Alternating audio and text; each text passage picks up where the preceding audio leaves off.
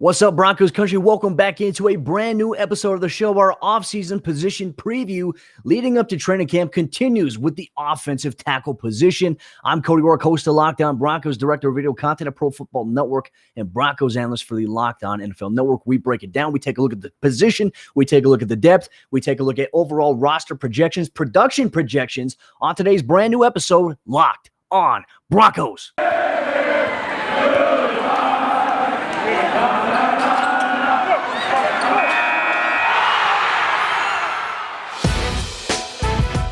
It's the Locked On Podcast Network, your team every day. You're listening to the Locked On Broncos podcast, hosted by Cody Roark, your daily Broncos podcast. Getting into the tackle position for the Denver Broncos has always been a question, I think, entering every season. It's always been one position, right? And I think that the Broncos, for the first time in forever, have entered 2021 with relief at the left tackle position, but there are some questions regarding right tackle. And the Broncos have a variety of different players who are expected to contribute, maybe start, or maybe be a depth option for the team coming up into 2021. When we take a look at Pat Shurmur's offense, often at times there's a little bit of an investment in terms of getting the tackles involved in the run game on some pulling plays. Now, specifically, you look at Garett Bolles. He's probably the best option that's suited to pull from a tackle position. I don't know if the Broncos can necessarily pull from the right tackle spot to the left side of the field unless they had a different player there, or if they used the tight end as one of those split offset backs that'll slide up underneath, which they did several times last season. I think that the Broncos need to find a player specifically at right tackle that can pull from the right side to the left. And I think that that option is already on the roster. I'll talk about who I think that is and why coming up here a little bit later on in the show. But getting into the overall offseason, take a look at some of the additions, subtractions from the Broncos offensive tackle position this year. Obviously, Elijah Wilkinson signed with the Chicago Bears. He was a departure. Didn't enter 2020 last year fully healthy, and he ended up hurting his ankle a little bit more. That sidelined him, and obviously that led to the Broncos bringing in DeMar Dotson, and he started some action for the Broncos at the first part of the season. And then down the stretch, we saw Elijah Wilkinson step back up into that role and fulfill that. But last year, the Broncos also had contributions from Calvin Anderson, who started one game against the Las Vegas Raiders at the right tackle position. I believe he stepped in at right tackle as well in the final game of the regular season against the Raiders, as Wilkinson was also dealing with an injury and got some playing time there again. He impressed me in his limited action. Now, there was one play where I think he did a really good job against Max Crosby throughout the entire game. But there was one play where Max Crosby got the best of him because Crosby shot to the outside. Calvin opened up, a great mirror step. And then all of a sudden, Crosby really quickly shot back on the inside and tackled Philip Lindsay for a 4-yard loss. And I think that's going to be a little bit of a different story this year because the Broncos have, I think, bulkier backs. And nothing against Philip Lindsay. He's always going to be a well-regarded fan favorite. Always have so much respect for Phil. But I think that the addition of Javonte Williams this offseason is going to help the Broncos offensive line shine a little bit more, specifically the tackles too, because I think that's one thing that the Broncos wish that they could have done a little bit more last season. Have more success to the outside running plays. Now, against the Chiefs, you had a couple of successful outside runs. Against the Miami Dolphins, you had some successful outside runs, but for the most part, defenses played to shut the Broncos down on the inside. Now, they had pinched the edges of the line of scrimmage. They'd either have a dime or a nickel package, an extra edge guy that they use that would help kind of alleviate the pressure of saying, hey, we can change up our coverage dynamic here, but while still protecting against the run. Denver struggled in that regard last year as an offensive philosophy, and often at times they ran the ball on the inside, and the inside runs just simply weren't there consistently enough for Denver. A lot of that has to do with the interior of the offensive line, but when you're going against a stacked box and defenses are forcing you to throw the football because they want you to, because the Broncos weren't at a point where they were good enough at the quarterback position last year to just stand back and throw the ball consistently.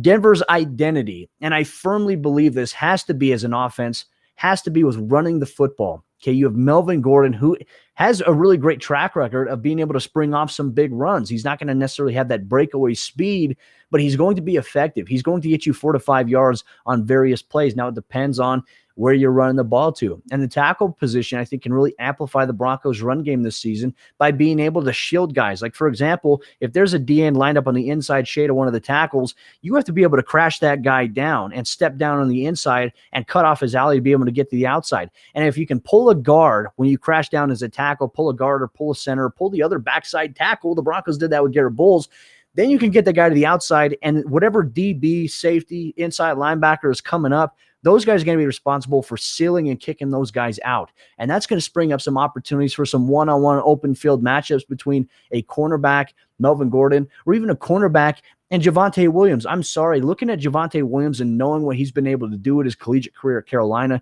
there's no way in hell that I want to be in a one-on-one open field opportunity against Javonte, because he's going to lower the shoulder. He's going to keep his legs churning. He's that physical of a runner. And that'll benefit, I think, the Denver Broncos offense this upcoming season. Regardless of who's at right tackle, they have to be able to be effective there. I'll also throw in an additional key there. Whoever the right tackle is going to be, they have to be versatile. They have to be athletic. They can't just be strong-suited as just a pass protection guy. You have to be able to have a guy that can do both, be great in pass protection and also be pretty damn good in being able to run block. The Broncos last year, DeMar Dotson, I thought, was pretty good in pass protection. Elijah Wilkinson was better in run blocking. And Vic Fangio had mentioned that as a late comment down the end of the season, which is why Wilkinson ended up getting the start down the stretch for the Broncos rather than Dotson. And they really wanted to run the football more. I think the emphasis is going to be the same thing this year. The Broncos want to run the football more. They want to be more effective. It will take pressure off the quarterback, and it all starts with the tackle position. Garett Bolles, I think, is in a great position. We know what he can do. The right tackle, who's it going to be? I'm going to get to my projections coming up here a little bit later, but Broncos country coming up here in just a moment. We're going to get into our conversation regarding each player, analyzing their strengths, their weaknesses, what they need to do to improve in order to have a chance to make the roster. We're going to get to that coming up here in just a moment. But before we do that, I have to tell you about one of the three sponsors of today's episode of the show. That's our good friends over there, betonline.ag. And betonline.ag is the fastest and easiest way to bet on all of your sports action. Baseball season is in full swing, and you can track all the action at BetOnline. You get all the latest news, odds, and info for all your sporting needs, including MLB, NBA, NHL, and all of your UFC and MMA action. So before the next pitch, head over to BetOnline on your laptop or your mobile device and check out all the great sporting news, sign-up bonuses, and contest information. Don't sit on the sidelines anymore, as this is your chance to get into the action as teams prep for their runs to the playoffs. Head to the website or use your mobile device right now to sign up today and receive your 50% welcome bonus on your first deposit when you use promo code LOCKEDON. BetOnline, your online sportsbook experts. Taking a look at each of the offensive tackles here for the Denver Broncos entering training camp, folks. They have a lot of options here. Now, I did want to mention, too, we took a look at the offensive guard position for the Broncos yesterday. There is an additional offensive lineman that I do want to throw it out there, and his name is Cody Conway. He's a 6'6", 296-pound first-year player out of Syracuse. He's one of those guys that's going to be swinging in at guard and tackle, so I'll mention him here a little bit briefly. Not much of an expectation for him, I think, right now in terms of the roster when you look at the rest of the players there. Left tackle for the Broncos, it is solidified. That is Garett Bolles. There is nobody that's contending against him, but let's talk about Garett Bolles, what he did really well last season and what he could do to build on that coming up into 2021. You know, the thing I think that stood out to me for Garett last season, he came in much more focused, and he wasn't really too concerned with the outside noise. And he went against some pretty damn good players, and he held his own in one-on-one action in specific pass rush reps. He worked a lot in the offseason last year with his trainer on this is what I need to get better at. And a lot of it was his footwork. It was also not getting crossed on his footwork sometimes, especially going against a wider tech outside linebacker or a defensive end, and being able to recognize when a nickel is going to be a little bit cheated down towards the line of scrimmage and he's inside shade on, let's say, a number 2 or a number 3 receiver. You have to account for the outside guy, and you also have to account for that cover guy because he could be a hot route. And you have to be able to protect inside out on that outside defensive end or backer first, and then you have to shift your focus to the outside pass rusher. Now, hopefully the quarterback has the ball thrown by then. I thought Garett Bolles was super fundamental last year. His hand placement when he would go to attack an offensive, the defensive player attacking him as an offensive lineman, was always inside the frame, inside the chest. We never saw him get wide, right? Because anytime We saw historically for Garrett, he would get to the outsides of the shoulders back in like 2018 and 2019, and that's where you get turned, and that's where the holding calls come from. Garrett did a really good job last year for the Broncos. He took tremendous strides, obviously an all-pro season for him, a Pro Bowl type season for him as well. He's looking to build on that after a contract extension. So really excited about Garrett. And like I said, I think he's the Broncos' best weapon in the run game. If you want to run the football effectively, I feel like you have to run it to Garett Bulles' side because he's going to attack with leverage and he's going to get to the next level, whether you're a nickel defender or a safety that's coming downhill. He's going to blow you up. He's going to look to demolish you. The Broncos, in my opinion, have to establish an offensive line identity as a mean and nasty offensive line. Not dirty, but mean. Like they're going to bury your ass in the ground and then they're going to roll over on top of you once again. Denver has to get that way. I don't think they have the identity. I think a couple players do, and Netani Muti certainly possesses that. I think Dalton Reisner can possess that. And I also think that Garett Bolles possesses that. But we need to see that from Malik Cushenberry or Quinn Miners. We need to see that from Calvin Anderson, Quinn Bailey, whoever the right tackle is going to be. So let's get to the right tackle position. You're taking a look at all the prospects. Calvin Anderson, a third-year player out of Texas. The Broncos have invested a lot in him. And he's in a prime position, I think, to take the starting job this year. I'll talk about my projections why a little bit later. But he's athletic, he's versatile, and he's got very good body discipline. Now, one thing I noticed about him on film with his stance, he does not lean too heavily to one side. He's got a really good neutral base, and so he's really good at mirror stepping. And I think for him, his ability to be able to counter and react. I'll go back to the Raiders game against Max Crosby. Max Crosby often at times comes off the line of scrimmage. He attacks outside, and then he does like a shimmy move to the inside, and Calvin Anderson matched him perfectly bit by bit, move by move. And I think that's something that Calvin Anderson provides a value because he is that athletic tackle that can contribute as a pass protection guy and also can get out to the next level quickly and be able to help set up maybe screen plays on the outside if you run it to wide receivers or tailbacks. He's got the ability. I think he's best suited. And I might sound like I'm actually already giving my answer away, but I feel like Calvin Anderson is probably best suited for the Broncos' need on the offensive line this season at right tackle. Quinn Bailey is another player that's coming into the mix for the Broncos, and he's been getting some reps too in OTAs and minicamp, but obviously no contact, so the reps aren't really magnified. Now, once the contact begins, he's going to have an opportunity to showcase himself. Do I have high expectations right now of Quinn Bailey? Not necessarily, but I also will go to the point that I made with Calvin Anderson. The Broncos have held Bailey on the roster for the last couple of seasons. Same thing with Calvin Anderson. So Mike Munchak and Chris Cooper, they obviously see something in him that says, hey, okay, we're going to take a longer look at this player and we're going to give him a chance. And if he doesn't start, he's going to be a key rotational player or a backup guy or a practice squad guy. And Bailey was brought up off the practice squad for the Broncos last year. So keep an eye on Quinn Bailey. I don't know if the projections are necessarily high for him, but he's obviously a rotational guy there. And I think that also kind of signifies why the Broncos, they went out and they brought in Cam Fleming. They brought in Bobby Massey, some veteran offensive tackles on the right side this year to really compete in that position. I don't think it says enough about Quinn Bailey because he's a young guy, right? He still has a lot of traits that you can physically develop and hope that he can mold into being successful at some point down the road in his career. Is going to be in 2021 with Denver? I don't think so, but he's going to be on the roster, at least for training camp and throughout preseason. We'll see about after that when the roster cutdowns happen. So let's get to Cam Fleming, obviously entering his 8th season in the NFL, 28 years old. There were some issues that he's had in terms of giving up sacks and a lot of pressures. And I think a lot of it too, when we talk about how an offensive lineman has previously played, I worry about maybe their last system that they were in. And we know that the Giants, they had some struggles too, especially without Saquon there. Not a lot of wide receiving threats. I think Cam Fleming was a guy that gave up, consistent pressure and also had some penalties. But I think he gave up 8 sacks, if I'm not mistaken, in 2020. I'll have to go back and double check that. He's a guy that's going to come in as a veteran option, could maybe pick up the system quickly because you don't necessarily always want to be super young on your offensive line, specifically at tackle. But I think that the Broncos have really struggled with bringing in some of these veteran players, and it goes all the way back to Stevenson from the Chiefs. It goes back to Menelik Watson, and that's where we've seen things kind of falter for the Broncos in terms of inconsistencies at right tackle. Everyone's talked about left tackle, but right tackle has really been the Broncos' biggest issue outside of finding a quarterback since Peyton Manning retired. It's been the right tackle position. I don't know necessarily too much about Cam Fleming right now to say hey, he's going to be the guy. I still think Calvin Anderson's the odds-on favorite to be the starter. Obviously, Fleming's veteran experience, I think, will be useful for the offensive line.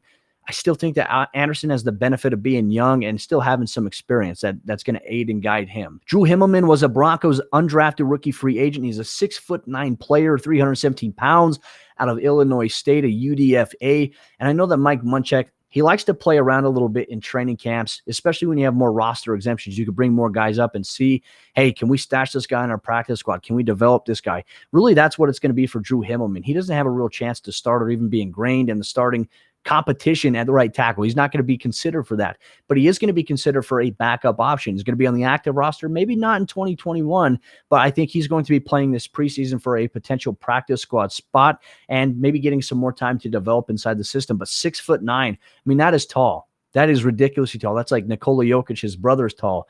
But outside of that, can he move well? I don't personally know enough about Drew Himmelman to make an evaluation on him to say, hey, he can move well, he can do this well, because I haven't seen a lot of tape on Himmelman. So when I go to training camp this upcoming month at the UCL Training Center, I'm going to be looking for the 6'9" guy that's wearing number 78 in practice. And I'm going to take a look at maybe what he can do, and I'll document it, and I'll let all of you know here, Locked On Broncos.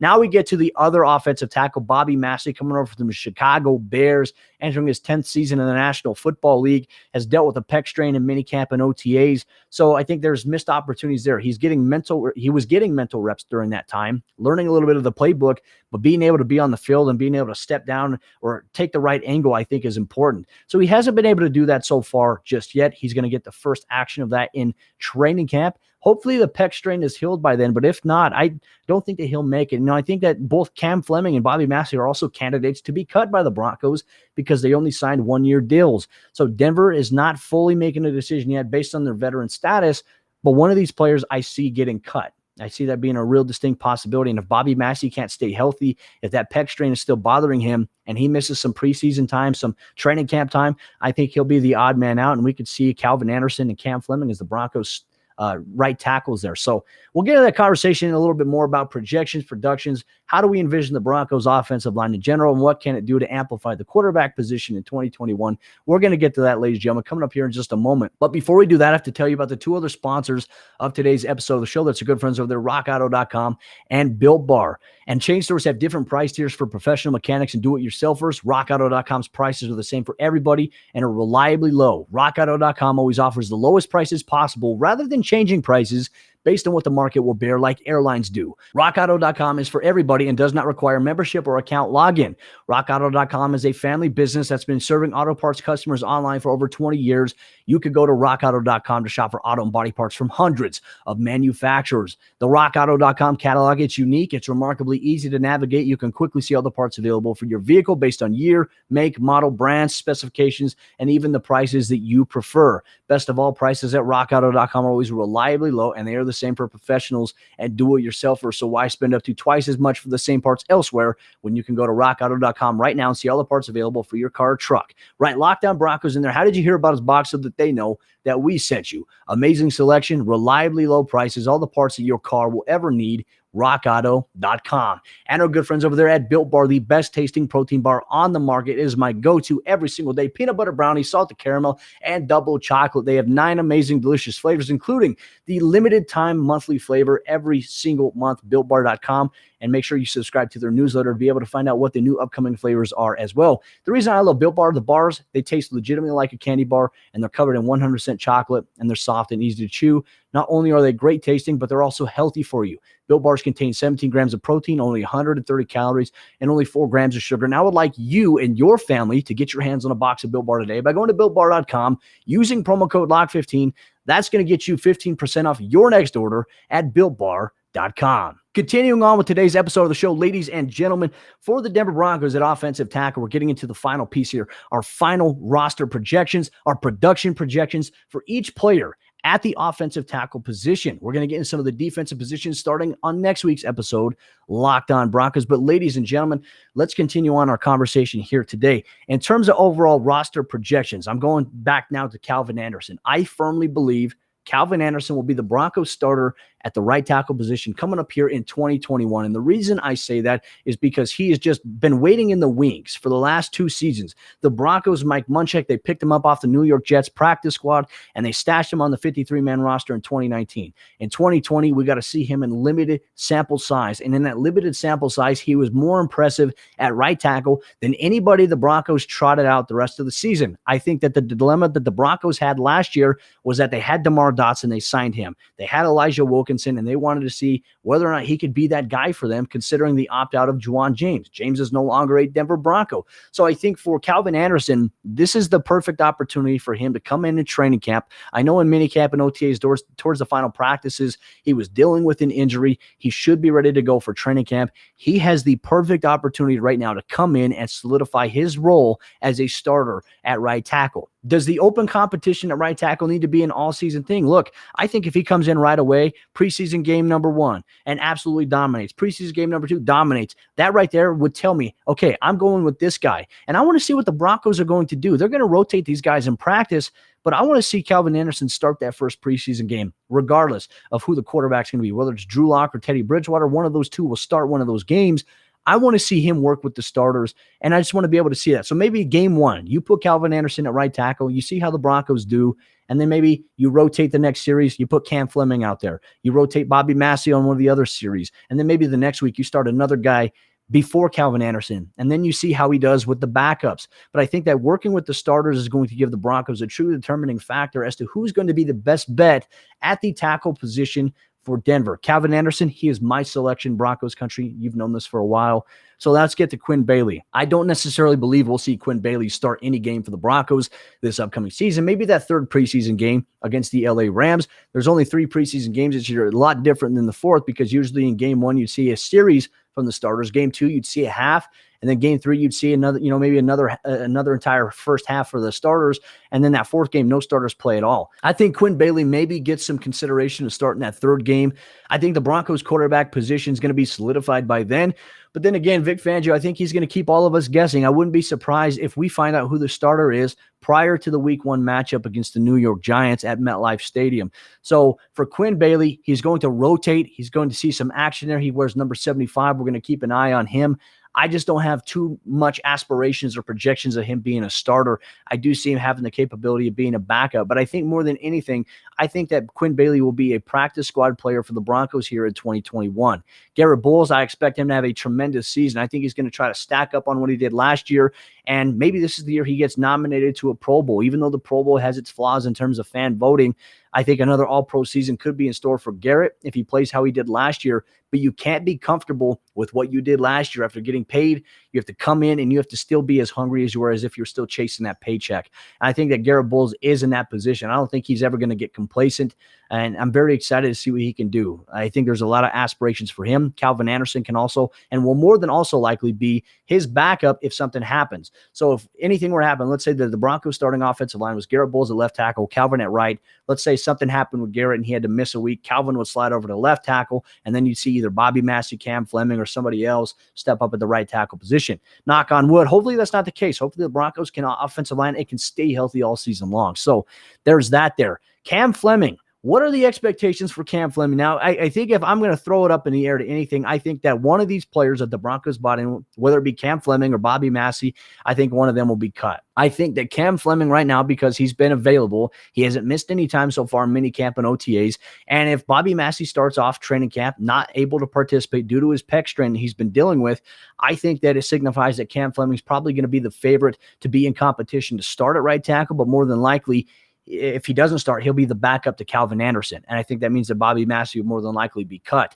Now, I don't know too much right now in terms of blocking scheme, really what translates better for Cam Fleming and Bobby Massey. I think that each player has different strengths. I feel like Bobby Massey, in my opinion, is probably better suited maybe as a run blocker. Cam Fleming might be better suited as a run blocker as well, which is really hard. I mean, this is just my observation. I'm not an offensive line coach or O-line expert. I just go based on what I see on film. I don't see any of these players really matching up to what maybe Calvin Anderson can do or what Garett Bolles can do. I don't think that they provide that versatility in both the run and the pass. So it makes it very difficult to project Cam Fleming or Bobby Massey as a starter.